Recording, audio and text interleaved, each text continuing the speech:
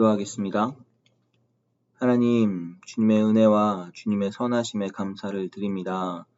주님 언제나 우리에게 너무나 좋은 아버지이신데 우리는 때로 그것을 인식하지 못하고 감사보다는 때때로 불평과 불만을 가진 때도 있음을 고백합니다. 주님, 이 시간 예배를 통해 또한 말씀을 통해 주님 어떠한 분이신지 우리가 다시 한번 기억하게 하시고 오늘도 우리의 삶 가운데 신실하게 일하시는 하나님을 믿고 따르며 순종할 수 있도록 주여 도와주시옵소서. 주님께서 그렇게 하실 것을 믿고 감사하며 예수 그리스도 이름으로 기도드립니다. 아멘. 하나님께서 오늘 저에게 주시는 말씀은 창세기 22장 1절과 2절 말씀입니다. 창세기 22장 1절과 2절 말씀입니다. 제가 봉독해 드리겠습니다. 그 일 후에 하나님이 아브라함을 시험하시려고 그를 부르시되 아브라함아 하시니 그가 이르되 내가 여기 있나이다. 여호와께서 이르시되 내 아들 내 사랑하는 독자 이삭을 데리고 모리아 땅으로 가서 내가 내게 일러준 한 산 거기서 그를 번제로 드리라. 아멘. 하나님의 말씀입니다. 할렐루야. 감사합니다. 여러분들이 기도해 주신 덕분에 어제 오후 저희 아내가 무사히 딸아이를 출산했습니다.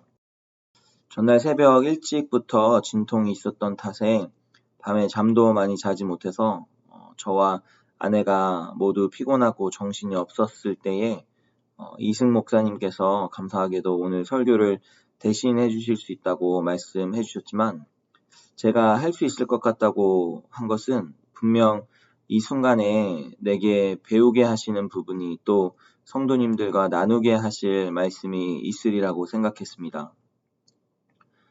여러분들의 자녀가 태어날 때 여러분들은 어떠한 마음이셨나요? 제게 들었던 생각 중 첫 번째가 무엇이었는가 하면 이것은 하나님의 은혜이구나 라는 것이었습니다. 영어로 출산을 labor이라고 하잖아요. 번역하면 노동이라는 의미인데 정말 엄청난 일이더라고요. 10개월 동안 엄마의 뱃속에 있는 아이가 밖으로 나오기 위한 그 여정은 그리고 그 엄마의 고통과 저희는 집에서 아이를 낳았는데 그래서 저도 아내 바로 머리맡에서 손 잡으면서 푸시할 때 함께 소리치며 힘을 들인 결과 저조차도 기진맥진해지는 그런 노력.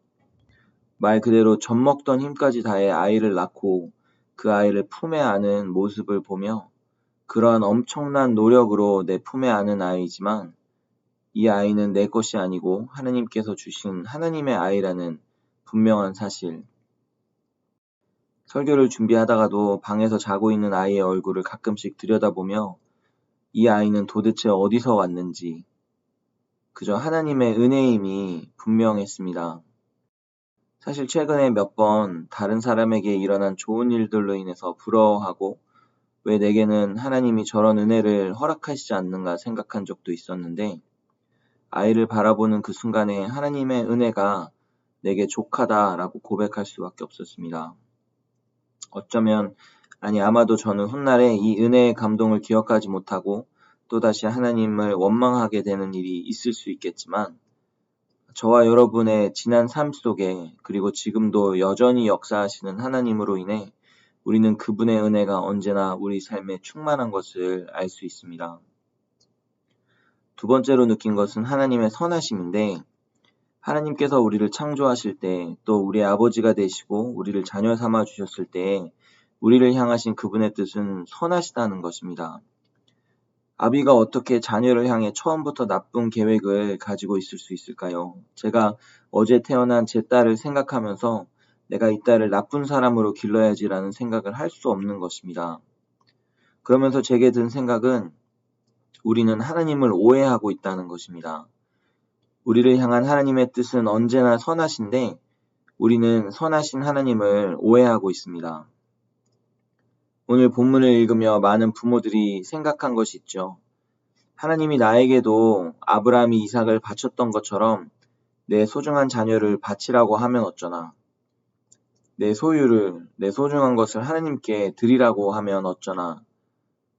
때로 일어나지 않을 일을 생각하므로 하나님의 음성 듣는 것을 두려워하고 심지어 하나님으로부터 거리를 두는 사람들을 저는 보았습니다. 하지만 아브라함의 경우의 결론에서 알 수 있듯이 하나님의 우리를 향하신 뜻은 은혜이고 선하심입니다. 아브라함은 하나님의 선하심을 온전히 알고 믿었습니다. 히브리서 11장 19절 말씀에 보시면 아브라함이 하나님이 능히 이삭을 죽은 자 가운데서 다시 살리실 줄로 생각했다고 기록합니다. 아브라함은 하나님의 선하심을 알고 있었고 믿었기에 인간적으로 불가능했던 하나님의 시험을 통과했고, 때로 우리는 하나님을 오해하기에 우리의 삶에 말씀하시는 하나님의 음성을 듣고 순종하지 못하는 것입니다. 이 시간 생각해 보시면 좋겠어요. 여러분들의 삶에는 어떠한 하나님의 은혜의 역사가 있었습니까? 그 일들을 통해 여러분들은 하나님을 더욱 알아갔고 신뢰하게 되었습니까? 하나님께서 오늘도 그분의 은혜를 우리에게 베푸시고 우리에게 당신의 선하심을 보이셔서 우리가 그분이 어떠한 분이신지를 더욱 알게 하시고, 그래서 그분을 더욱 믿고 순종할 수 있는 저와 여러분들이 되게 하시기를 주님의 이름으로 축원합니다. 함께 기도하시겠습니다. 주님, 주님의 은혜가 우리에게 족한 것과 주님이 언제나 우리에게 선하신 분이심을 우리가 알고 있습니다.